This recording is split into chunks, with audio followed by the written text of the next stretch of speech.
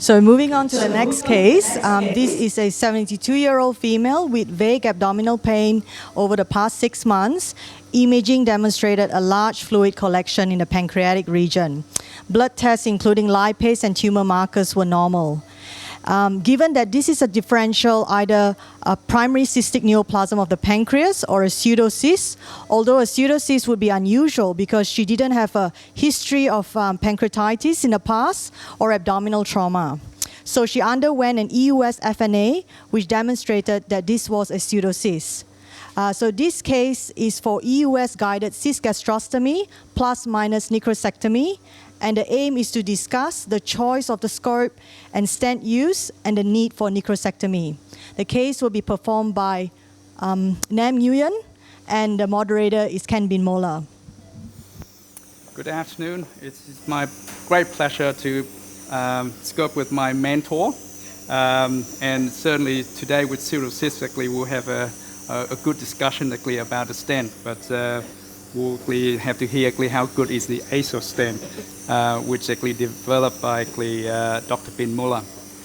So as you hear the case, it's very interesting that this is a huge cyst that you can see from the CT without much of a history of acute pancreatitis. And you can see endoscopically there is a bulge pressing on the posterior wall of the stomach here.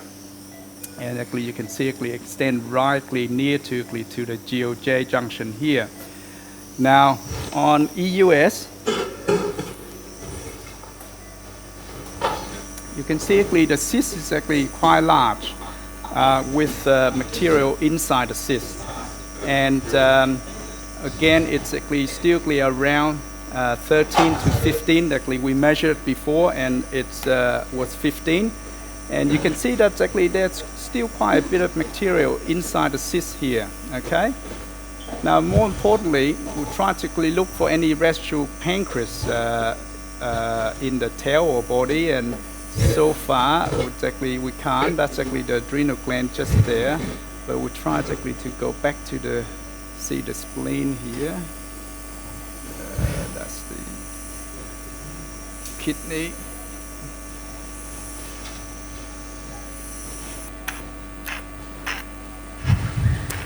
Oh, that's gone back to the heart. I think the cyst is so big that we... it extends practically to the tail. You can see some remnant of pancreas. So you can see that's the spleen there. That's the splenochylum gone up there. But then you can have the cyst. Now, we also want to go and see the head portion of the pancreas. See if there's anything that can cause obstruction. Again, the cyst is so big that it presses to the head area. Now, we did see the ampulla, and we'll try to demonstrate the ampulla to you. You can see that right there on the left, yeah. So Ken will help me to point out the ampulla just here. You can see that the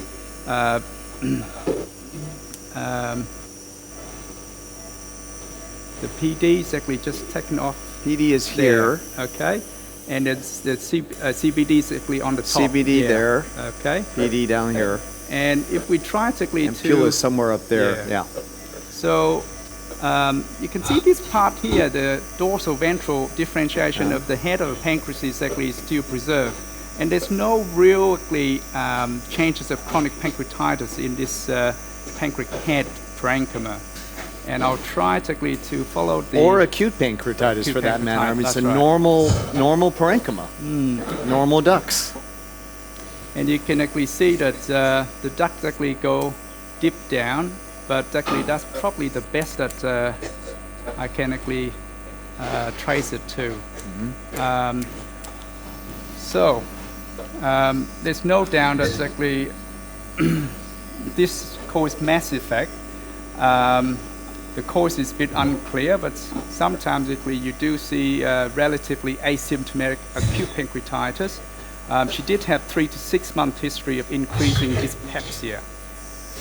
So, this cyst is 13, even though it causes a minimal dyspeptic symptom and loss of appetite. I think it's actually still worthwhile draining.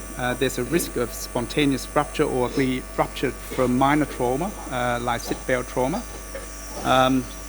So what's critical here, because this story is so atypical, there's no documented history of acute pancreatitis, and pancreatic enzymes were never elevated on blood draws. We don't know when that attack of acute pancreatitis, if she had one, was.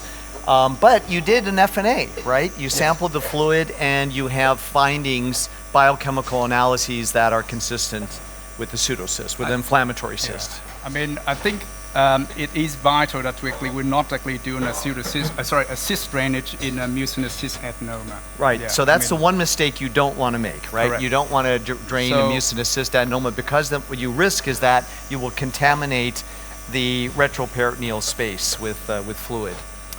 So, I think Ken actually have pointed out before as well that if you look at the wall, so if we increase a little bit, the wall of the from the gastric body to the cyst, there are intervening fat, suggesting that there's no adherence or lack of adherence between the cyst and the gastric wall. So right here you have the wall of the cyst. There might be a better spot to show this, but this is the wall of the cyst, and this is the muscularis propria of the gastric wall, and in between, sandwiched in between, is an echogenic layer, and that is fat tissue. So there is a lack of adherence, actually, of this cyst. We'll see if we can maybe find a better spot for you and freeze it so that you can see that. Let's just go back here. Right there. So you can see that, oh, I'm sorry. We'll have to freeze it again. Just probably around there. Okay. Yep. I'm using these controls wrong. Okay, there. Now let me... So this one here, that's your... yeah, okay, right. Sorry about that. All right, so this is the cyst wall right there. This is the echogenic layer, and this is the muscularis propria of the stomach wall. So you want to evaluate for adherence of the cyst with the bowel wall, and in this case, as you go along the perimeter of this cyst, you really don't see any area where these layers fuse together. So that should encourage use of a system like we're going to be using today with electrocautery-enhanced access to the cyst, because you risk that if you do this using the conventional Seldinger technique, that you may get leakage in this interposed space. Correct. And the distance, if we measure the distance between the gastric wall and the cyst wall, this is clearly going to be less than a centimeter, which is the length of the saddle of the lambs of the AXIOS stent. So this is 4 millimeters, right? Yeah. Okay. So actually, that's bring us to the next topic is which stent. But actually, I think for all reasons that actually we discussed, I think a lumen-apposing stent is the most suitable here. I mean, some would argue that actually with the little necrosis, you can actually use double or triple plastic stent, but the concern about the lack of adherence should actually push us toward the use of the lamb stent to protect the possibility of bowel leak. Actually of the fluid leak. Fluid leak, right? Yes. How about the size of the stents, Ken? Right. Well, so if this were just pure fluid, and that is to say a true pseudocyst, and with no necroses, then you could get away with the smaller diameter lambs, the 10 millimeter, but there's definitely necroses here. And I don't know, percentage-wise, maybe what, 15%, 20% maybe at most. So I recommend using the larger one than the 15. And the reason for that is what would be desirable for a cyst of this size is after we've dilated the lumen of the lambs, we're going to go inside with our endoscope and let's just clean it out. Let's suck out the fluid, make sure there's no retained fluid at the end. And whatever loose debris we have in there, we'll suck that out as well. So for that, you do need the larger lambs. Yes. And certainly it gives you the option to do further necrosectomy with a normal gastroscope. If you use the 10 mil, from my experience, sometimes the normal gastroscope, even dilations, can't actually go through properly. So you have to do, so the comment I made earlier is that you can pass your scope through the lambs and you can remove any residue that you can suck out through the working channel, but I wouldn't do any active necrosectomy that might risk dislodgement of the lambs, of the distal, pulling the distal flange out. So anything that will get caught on the distal flange may pull out the lambs. All right, so you've already inserted the AXIOS, you've luer locked it down. This is the therapeutic echoendoscope that you're using. Correct. Because the sheath has a diameter of about 11 French. So you need a therapeutic channel. So what I'm trying to do is to find a good spot where there's no office signal. We was discuss about this, actually there's signal everywhere. Well, what you're looking for is splenic artery, splenic vein, any larger vessel. So there may be some tiny vessels in the wall. You don't have to worry about those. So that looks like a good spot.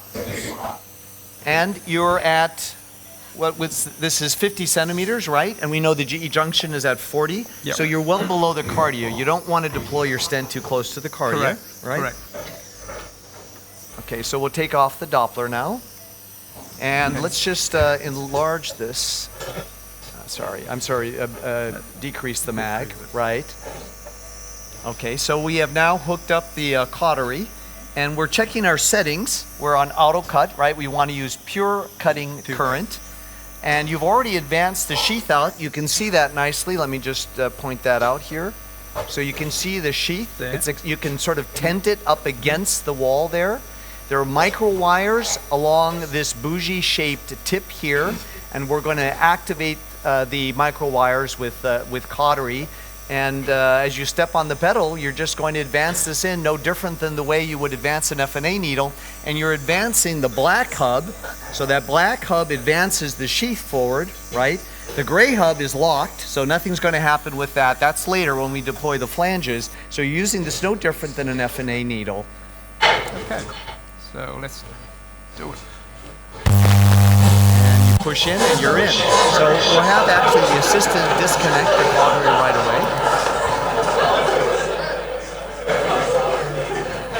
So that went in very smoothly and very easily. You've now locked the black hub, correct. right? So that is to say you've locked the position of the sheath.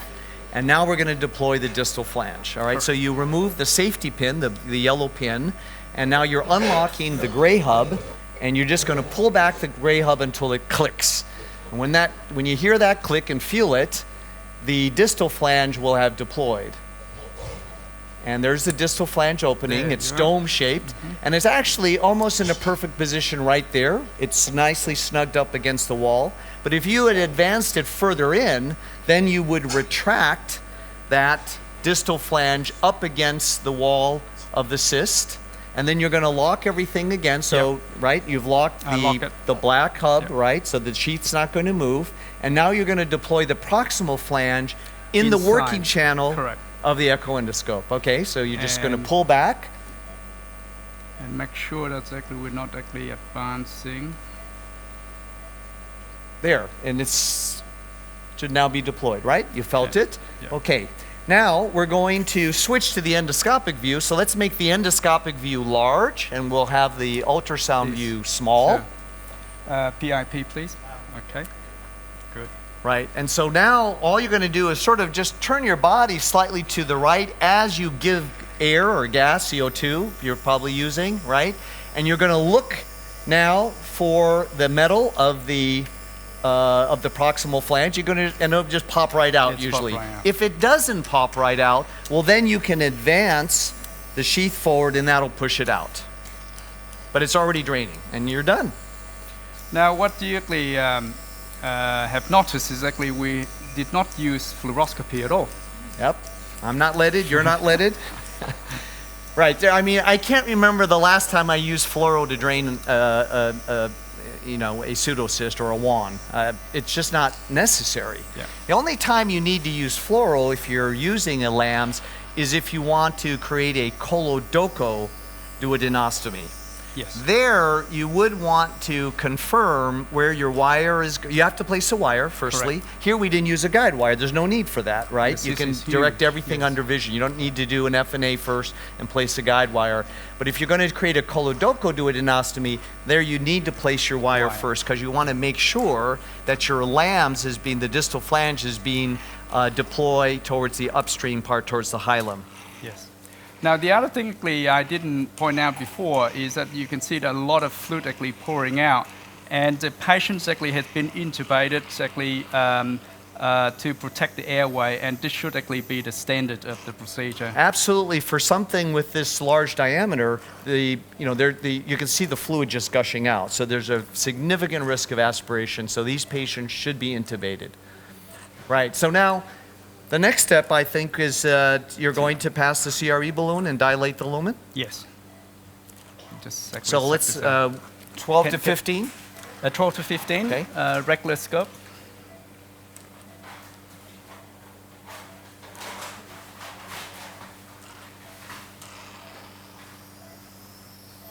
Quite a lot.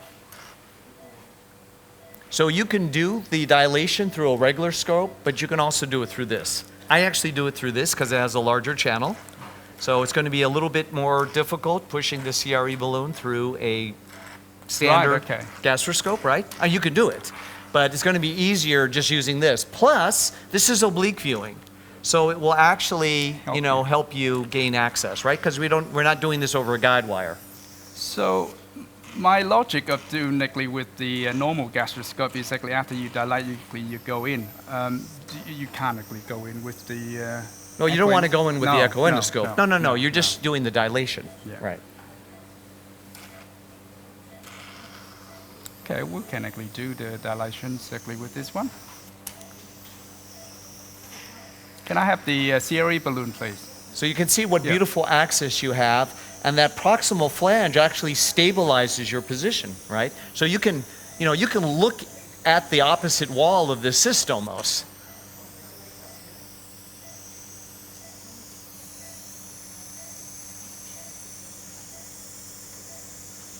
Is it CRE? 12 to 15?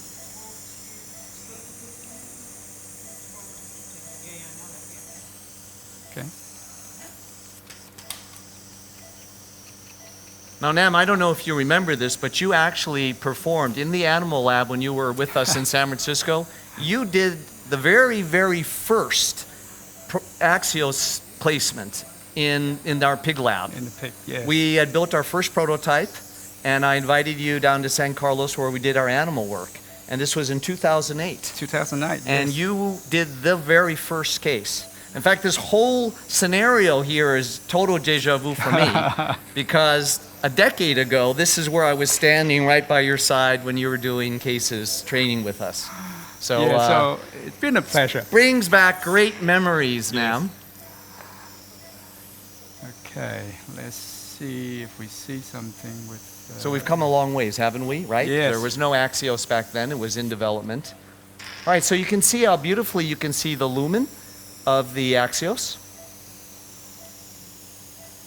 I try really hard to call it LAMS, but I really love AXIOS. You know where the name comes from? AXIOS. So it's the original name was coaxial ostomy stent, but that was too long and it just didn't sound sexy enough. Okay. So we abbreviated it to AXIOS, axial ostomy, right? Yep, let's actually start to dilate. Slowly, go up to 12. Stop, Yeah, stop, so stop, it's stop, starting stop, to go stop, inside, stop, so stop, just deflate and pull back. Stop, deflate. You don't have to, so you should have more of the dilating catheter, the CRE, outside than inside. Deflate a bit more.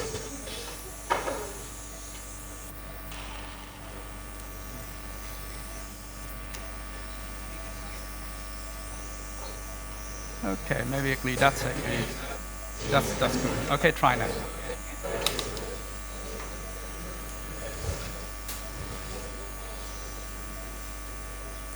I don't think you ever used the Navix device, but you know, I developed this device called Navix. That was before we could bring AXIOS onto the market. So this was a device that enabled us to place 2 guide wires with one device. So we developed a balloon that was called the dog bone balloon. And you see how the balloon tends to either slip in or slip out. So the balloon actually had this sort of dumbbell configuration like AXIOS, and it would hold the walls together.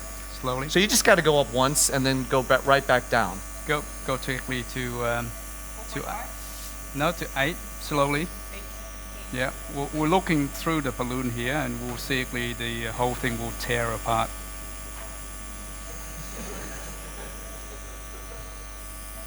I do this pretty fast. I just go right up to 15. Right. So you see, what's nice is it's fully covered. So even if you'll see some bleeding, and it's not a problem. It's tamponading any bleeding that might occur. Good. Okay. All right. Let's let it down.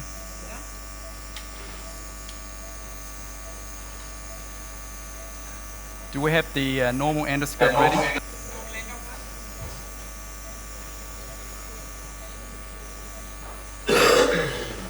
So back in the old days when we did this, you know, without an AXIOS, when you did your dilation using the same kind of balloon, maybe to an 18 millimeter, we'd take it up to an 18, but as soon as you deflated, it was bleeding. That's right. And every once in a while, you saw dehiscence of the cavity from the bowel wall, separation, and you had a big perf. You know, looking at, you know, the mesentery, and so that happened enough times to inspire the development of this device.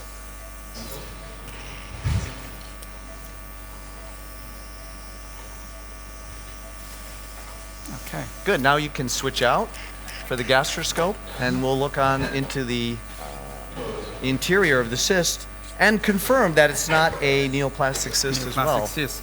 We can. So let me take this out and put it here.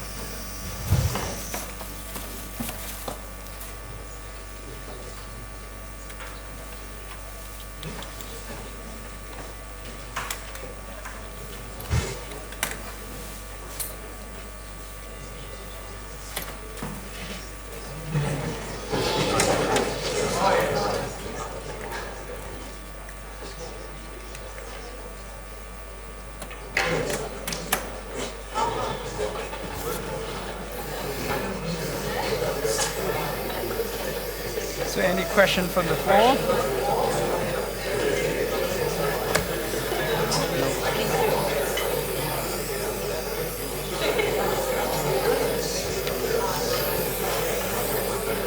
So she's already regurgitating all this fluid, so it's a good thing she's intubated, That's right? correct. That's correct.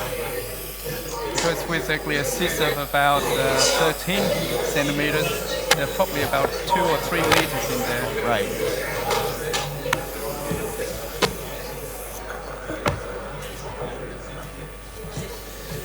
So it's really the electrocautery-enhanced delivery system, which I think is the critical component to improving the safety of this procedure. I totally agree. So the necrosectomy, I mean, you know, it's convenient to be able to use this as a port to do necrosectomy. Sorry. But the real advance, I think, is the ability to immediately deploy the stent after accessing the cyst and not risking any leakage of either bowel or cyst contents into that interposed space. And that's usually not an issue for chronic inflammatory cysts because the cysts are adherent to the bowel wall, but in this case, there wasn't that adherence. So it's an illustrative case of where that electrocautery-enhanced platform that allows stent placement with one device in one step is an advantage.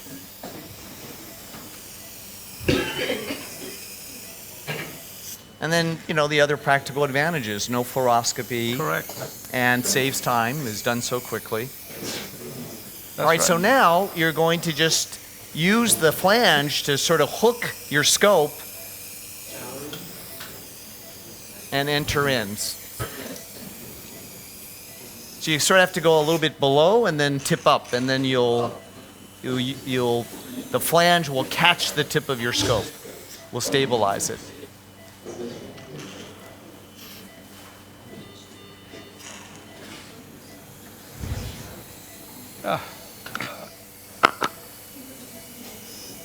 This make me look very bad here, Ken. No, it's because there are lots of fluid, Nam.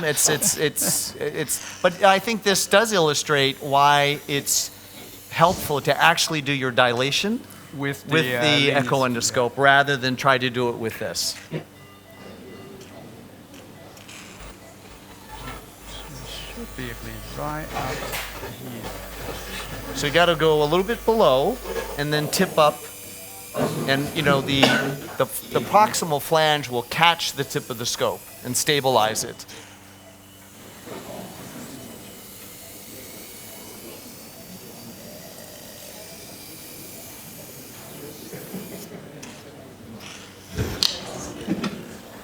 And one of the things you'll know, just since we have the opportunity to see this, so the ends are a little sharp here. So there is some validity to this question of what happens when the opposite wall collapses down on the AXIOS stent. See that lip there at the end? But that lip was necessary to give this stent the necessary pull-out force to enable true lumen apposition. Right. And to eliminate any risk of migration. What's going on here? Should be here.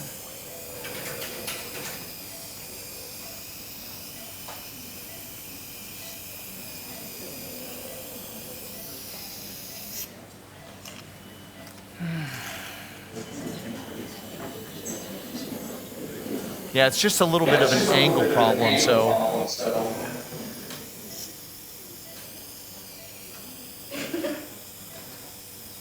Yeah, so there it is, and just It's try pointing to down. That's actually it's a yes, problem. and so you have to catch that lip with the tip of your scope and then lift up, and then you're right because it's oriented downwards.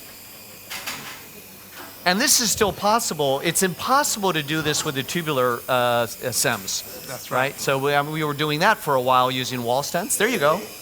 There you go. Okay. So it's just like you saw it on the EUS, isn't it? Correct. Right. So you can see the necroses there.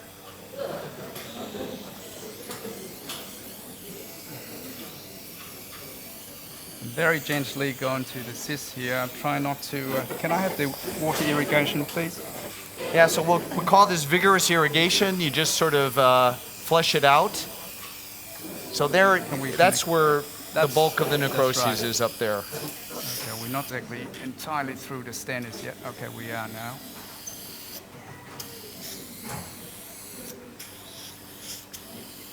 So before I pull out now, I usually throw some hydrogen peroxide in there. What do you think about that? Do you do that at all? It helps with the debridement. You know, it's sort of a cornerstone of wound management. So it debrides tissue. So I found the hydrogen peroxide it promotes the degradation of the necroses. And I take patients off of their PPI because the gastric acid also promotes the degradation of the necroses. I keep patients on antibiotics for the full duration of treatment until the AXIOS is removed. And then I'll leave them on the antibiotics for a few additional days, 3 or 4, Right. and then they'll stop antibiotics after removal of AXIOS.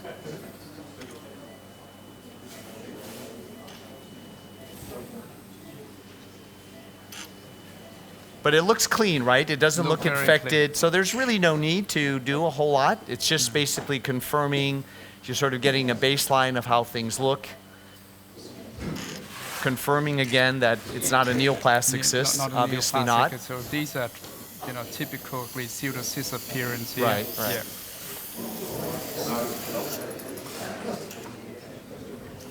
And as you know, I'm an underwater enthusiast, so I actually do this part completely underwater. Okay. Well, the reason for that is that we sometimes, we get fooled. We think we're doing a gastroscopy in a way. It looks as if we're in the bowel lumen, right?